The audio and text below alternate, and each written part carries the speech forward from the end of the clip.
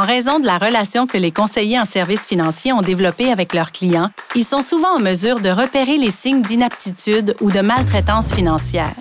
Mais comment réagir pour protéger ses clients en situation de vulnérabilité tout en respectant ses obligations professionnelles? Il est fort probable que les conseillers se retrouvent un jour ou l'autre face à un client dont le comportement semble inhabituel, allant même jusqu'à faire des demandes qui ne sont pas dans son intérêt. Ce genre de situation peut révéler des signes de vulnérabilité ou d'inaptitude, mais ce n'est pas toujours le cas. Voyons ce qu'en disent nos experts. Avec moi, Marie-Emmanuelle Cardinal, vice-présidente adjointe pour le secteur relations clients et plaintes à la financière Banque nationale. Le conseiller a une obligation de prendre les mesures raisonnables pour nommer une personne de confiance pour éventuellement pouvoir supporter, aider le client en situation de vulnérabilité.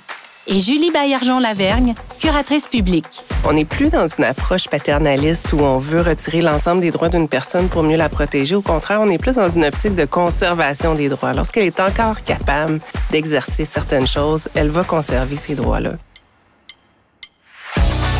Bienvenue à cet épisode d'Un bon conseil, le balado pour les membres de la Chambre de la sécurité financière.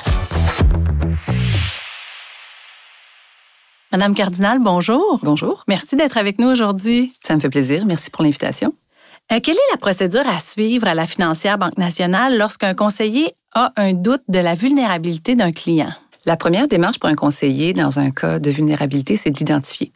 Alors, il doit se référer à ses signaux, il doit se référer à sa connaissance du client pour voir si effectivement le client présente des signes comme par exemple une mauvaise connaissance de l'investissement, des problèmes d'audition qui apparaissent, quelqu'un de nouveau dans son environnement, un événement de vie récent, un deuil. La première chose que le conseiller doit appliquer, c'est vraiment d'identifier s'il y a des signes de vulnérabilité chez son client. Mais en même temps, ça peut être un peu relatif, ça. Moi, je peux penser que ma mère est vulnérable, mais le conseiller me dit, ben non, votre mère, elle a toute sa tête. Comment on détermine? Est-ce qu'il doit ensuite s'adresser à un supérieur, le conseiller, pour vérifier tout ça? Pas au niveau de la détermination des signes de vulnérabilité. C'est pour ça qu'on parle de signes.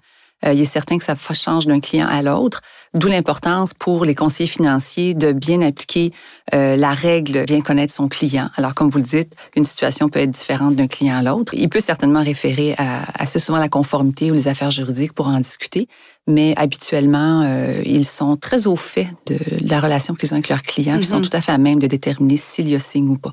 Bon, alors s'il y a signe de vulnérabilité, qu'est-ce qu'ils font? Bon, à ce moment-là, signe de vulnérabilité veut dire adapter sa façon de faire, adapter son approche.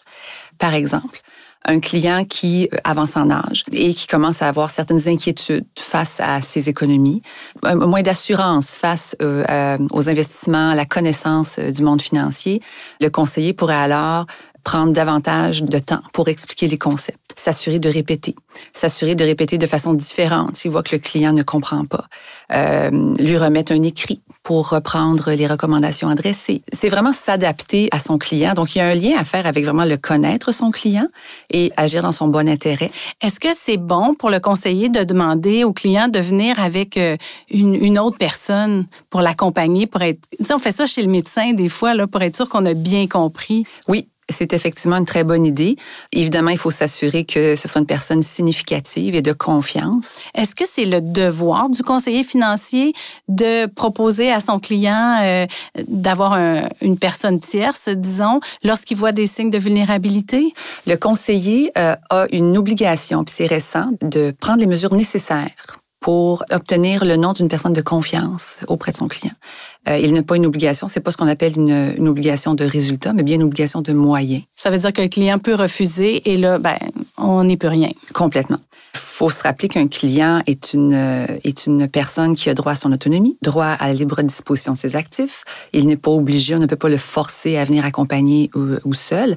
Je vous écoute, puis on dirait que ça demande quand même beaucoup d'écoute, de psychologie un peu pour le conseiller. Hein? C'est pas juste d'être bon dans les placements et tout ça, là. Énormément. Et vous savez, nous, à la financière, on a commencé à introduire des mesures, des outils auprès des conseillers il y a plusieurs années déjà. Et les réactions des conseillers étaient « je ne suis pas un travailleur social ». Il y a 5, 6, 7 ans, c'était pas très excusez le mot, mais sexy pour un conseiller en placement de parler de potentiel inaptitude, de possibilité d'exploitation. Les conseillers nous disaient, je ne peux pas aller là. Aujourd'hui, on dit aux conseillers, et c'est vrai, si tu n'en parles pas, ton client va te le reprocher parce que c'est rendu l'attente d'un client. Face à une personne qui est potentiellement vulnérable, beaucoup pourraient penser qu'ils ont l'obligation morale d'intervenir. Mais c'est quoi les risques de dépasser les limites du conseil et d'enfreindre son code de déontologie? La question de l'obligation réglementaire versus l'obligation morale est un dilemme pour les conseillers et les firmes d'investissement.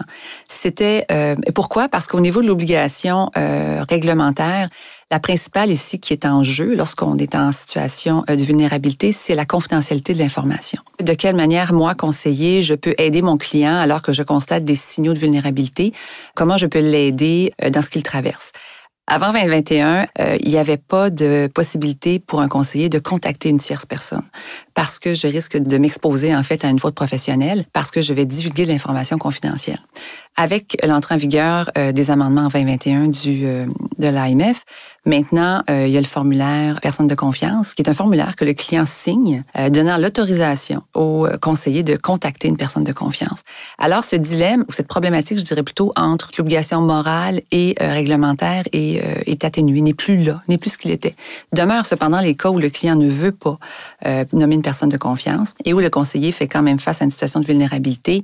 Là, le dilemme revient sur la table un peu et je vous dirais que chaque firme a sa façon de faire, à savoir est-ce qu'on va aller un peu plus loin dans le partage d'informations où on va appliquer à la lettre la réglementation qui dit non, tu ne peux pas partager sans consentement. Il y a quand même une zone grise qui demeure parce que ce n'est pas tous les clients qui ont une personne de confiance à leur dossier. Qu'est-ce que les conseillers peuvent faire pour se protéger eux-mêmes? Dans les cas où il n'y a pas de formulaire et où on croit être face à une situation d'exploitation ou d'inaptitude, il y a d'autres avenues possibles. Dans les cas de possible inaptitude, on fait intervenir le curateur. À ce moment-là, il y a une disposition légale qui nous permet d'adresser une demande au curateur pour s'occuper de la personne potentiellement inapte. Mais il y a des zones également où on n'est pas en situation d'inaptitude, on est en situation d'exploitation, c'est clair. Le client est en déni, ne veut pas voir la situation. À ce moment-là, on peut aller jusqu'à demander au client de quitter. Et on va faire un écrit détaillé sur les faits, les gestes posés, les constats qu'on a faits et les recommandations qu'on a adressées parce que à la fin, c'est au conseiller de recommander ou de ne pas recommander qu'une transaction soit effectuée. Et s'il n'est pas à l'aise avec ce qui est demandé, dans la mesure où ça ne répond pas aux intérêts de son client, il peut certainement refuser et demander au client de quitter. Ça doit être bon de tout noter, de tout documenter, ce qui est arrivé, ce qu'on a fait, ce qu'on a dit. Alors, la prise de notes est la chose à faire pour le conseiller. Parce que les situations de vulnérabilité, souvent, en fait, ne se présentent pas nécessairement du jour au lendemain. Ça peut arriver, le cas d'un accident, par exemple, mais la majorité des situations de vulnérabilité vont arriver sur une longue période, avec une gradation. Alors, il est très, très, très important de bien documenter les conversations, les constats qu'on fait. Et je vous dirais que souvent, les conseillers qui nous arrivent avec une situation d'exploitation, nous, on va voir dans leur dossier et c'est nous qui leur disons, écoutez, tu as constaté ceci, cela. Ah oui.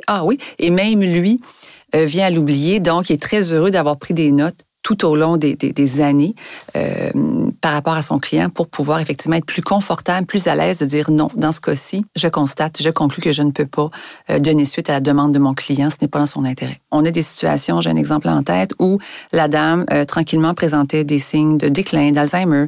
Le conseiller, dans le cadre de sa relation, constatait qu'elle avait des oublis. En fait, elle rappelait dans la journée, ne se souvenant pas de la rencontre du matin. Il y a eu également un transfert de 50 000 $ qui avait été demandé. Elle a rappelé en disant, non, tu m'as fraudé, ce n'est pas moi. Alors, le conseiller nous a contacté, le secteur légal, la conformité. On est allé voir au dossier. Il y avait une personne de confiance. On a contacté cette personne de confiance. Il est important de comprendre que ce qu'on peut nous communiquer à une personne de confiance, c'est nos préoccupations face à une situation. Alors, on a échangé avec c'était sa fille. Nous avons échangé sur les constats qu'on faisait, nos préoccupations. Et je vous dirais que dans 9 fois sur 10, les personnes de confiance confirment nos préoccupations, eux-mêmes les avoir rencontrées. Alors, dans ce cas-là, nous, ce qu'on doit faire, c'est inciter la personne de confiance à prendre les démarches pour faire reconnaître l'inaptitude de cette personne-là. Il faut comprendre qu'une inaptitude au Québec doit être reconnue par un tribunal. Alors, des démarches doivent être prises. Des fois, ça peut prendre quelques temps. Ceci dit, les tribunaux se sont ajustés, donc ça quelques mois, je vous dirais, avant c'était plus long. Et une fois que le jugement est prononcé, la personne revient nous voir, le mandataire qui a été nommé, et là, la gestion et la défense des intérêts du client est plus facile. Merci beaucoup. Plaisir. Maintenant, place à la Capsule Express avec Geneviève Beauvais, chef de la qualité et de la conformité des pratiques professionnelles à la CSF. L'intérêt du client doit demeurer le critère central de toute décision prise à son égard. Vous devez respecter la confidentialité de son dossier, sa dignité, son rythme, son autonomie et sa volonté, en considérant qu'il a le droit de se tromper. Mais que pouvez-vous faire si un client qui semble inapte ou victime d'abus financiers exige une transaction qui ne semble pas dans son intérêt? N'oubliez jamais que tant qu'une personne n'a pas été déclarée inapte par un tribunal, elle est toujours apte à prendre des décisions pour elle-même. Si aucune procédure afin de faire déclarer le client inapte n'a été entreprise, vous devez tout de même tenir compte de ce que vous constatez et agir en conséquence en essayant de gagner du temps pour établir une stratégie. Vérifiez d'abord la procédure mise en place par votre firme si vous êtes rattaché. Assurez-vous de bien expliquer à votre client l'impact négatif de sa demande sur sa situation financière et assurez-vous qu'il comprend bien vos explications. S'il désire toujours aller de l'avant, rédigez une mise en garde, faites-la signer par le client et consignez-la au dossier. Vous pouvez communiquer avec la personne de confiance identifiée par le client, avec l'assureur, le courtier, le curateur, la ligne Aide abus haineux, la Chambre de la sécurité financière ou l'Autorité des marchés financiers pour être guidé dans vos démarches. N'oubliez pas de documenter aussi les indices de vulnérabilité potentiels que vous avez notés.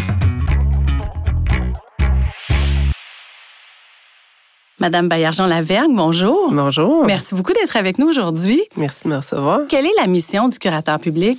Alors, on a une mission qui est profondément humaine. Donc, on doit veiller à la protection des personnes inaptes, à la sauvegarde de leur autonomie, au respect de leurs droits, au respect de leur volonté et préférences. Puis juste pour préciser, quand on parle d'une personne inapte, on dit qu'elle est inapte lorsqu'elle a été déclarée par le tribunal incapable de gérer ses biens et de s'occuper de sa personne. Et puis ça peut être dû à différentes causes, maladies dégénératives, problèmes de santé mentale, déficience intellectuelle. Puis on a plusieurs responsabilités. Donc, on va agir comme tuteur en dernier recours pour les personnes isolées ou pour les personnes pour qui la famille ne souhaite pas prendre charge. On va gérer leurs biens, prendre des décisions pour eux, mais on va aussi surveiller la gestion du patrimoine qui est faite par les tuteurs privés, parce qu'il y a aussi une portion de la population qui est prise en charge par les familles.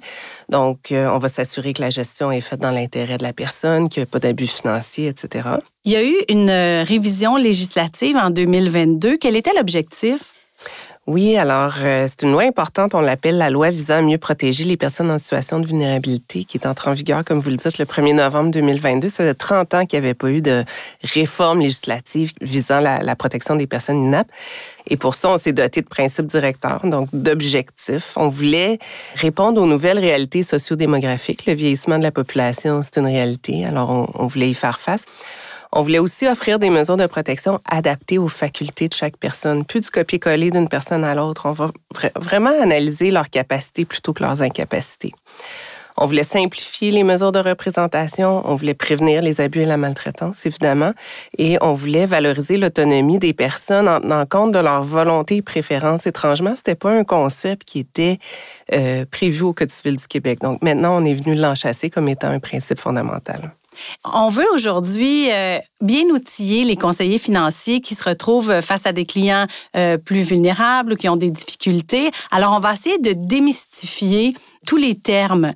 Par exemple, une personne de confiance et un assistant. Est-ce que c'est la même chose? Non, ce n'est pas tout à fait la même chose. Une personne de confiance, c'est davantage une personne ressource pour le conseiller financier. Là, ça se prête au secteur financier exclusivement, que le conseiller va pouvoir interpeller au besoin s'il pense que la personne est en perte cognitive ou si elle est victime de maltraitance. Quand on parle de la mesure d'assistance, ça ratisse beaucoup plus large. Ça va permettre à une personne qui vit une difficulté, et la difficulté au sens large, là, ça peut être des difficultés cognitives, physiques, de langage. Donc, de bénéficier de l'aide d'un proche, qui sera son assistant, qui sera officiellement reconnu par le curateur public et qui sera inscrit au registre public des assistants. On a fait exprès de ne pas parler d'aptitude et d'inaptitude. Les critères là, pour pouvoir se prémunir de la mesure d'assistance, c'est est-ce qu'on comprend minimalement la mesure et est-ce qu'on est en mesure d'exprimer des volontés et préférences. Donc, l'assistant qui va être reconnu va pouvoir communiquer avec des tiers, des services gouvernementaux, des institutions financières, entreprises, fournisseurs de services, même des professionnels au nom de la personne assistée. Il ne pourra pas signer des documents à sa place, il ne pourra pas transiger dans les comptes bancaires ni prendre des décisions pour elle. La personne qui est assistée conserve l'entièreté de ses droits. Puis je vous dirais que le grand avantage, c'est que la personne assistée n'aura pas à autoriser à chaque fois que son assistant veut communiquer avec un tiers et le tiers ne peut pas refuser là, que l'assistant agisse à ce titre-là. Donc, je vous dirais que quand on pense à tous les proches aidants de ce monde qui tentent de soutenir un membre de leur famille, peuvent se buter à toutes sortes d'obstacles lorsqu'ils tentent d'appeler dans les différents ministères ou organismes ou entreprises privées, via la reconnaissance de l'assistant, ils vont être légitimés de le faire dorénavant. Comment un conseiller financier peut s'assurer que cette personne est bel et bien un véritable assistant?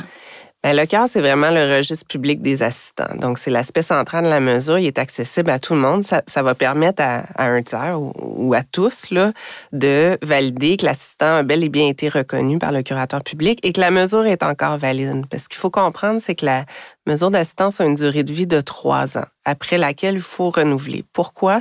Parce que c'est important de se reposer la question ponctuellement. La situation médicale peut évoluer, la situation psychosociale peut évoluer également. Mais une fois que cette vérification-là est faite, le conseiller financier peut communiquer avec l'assistant et lui transmettre l'information demandée.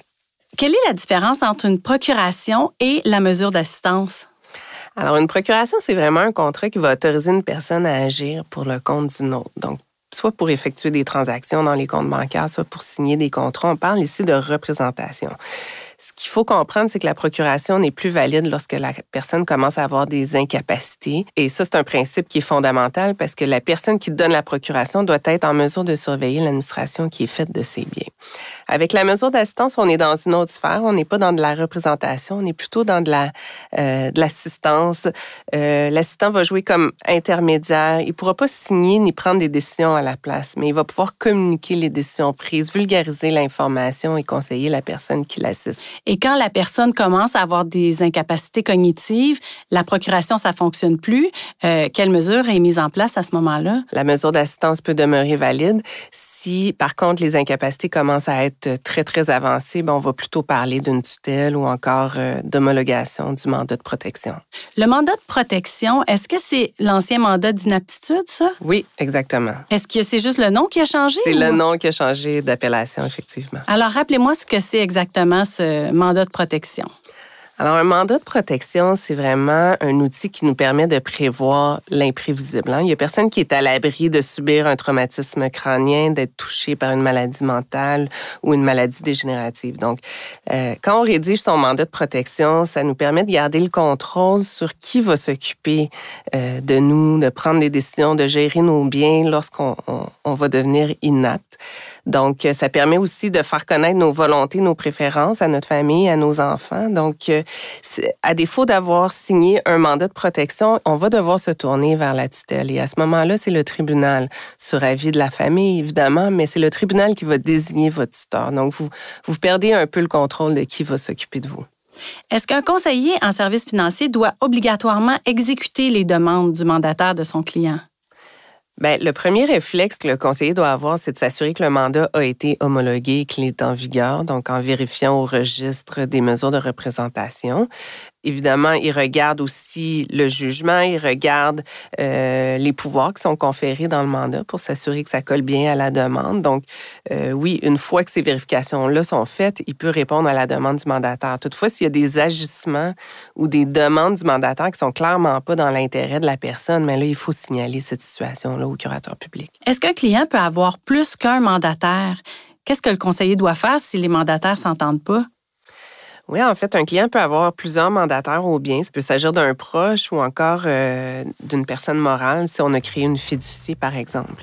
Donc, en principe, il faut regarder si les mandataires doivent agir conjointement ou peuvent agir séparément. Donc, s'il y a nécessité qu'ils agissent conjointement et qu'ils ne s'entendent pas, ils doivent faire trancher ce litige-là par le tribunal, malheureusement. Merci.